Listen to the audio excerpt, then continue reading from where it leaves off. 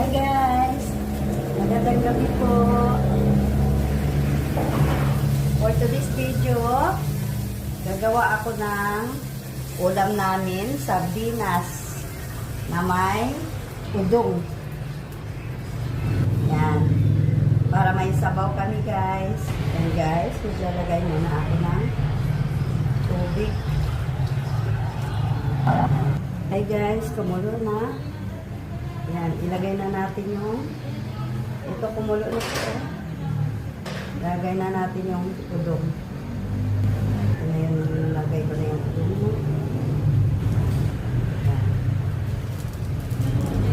Saka, hi guys, habang hinahalo natin ito, kumukulo, ay maglalagay tayo ng patis. Ito yung ilalagay natin. Mamaya-maya pag naluto. So, talbos na. Ay, kangkong. Lalagyan ko ng kangkong para masarap. Na guys, habang paluto na yung ating ilagay na natin yung kangkong. Ito ay nakakadagdag din yung vitamina sa ating katawan ng kangkong. Na guys, hanggang dito na lang ating video. Maraming salamat po. Bye!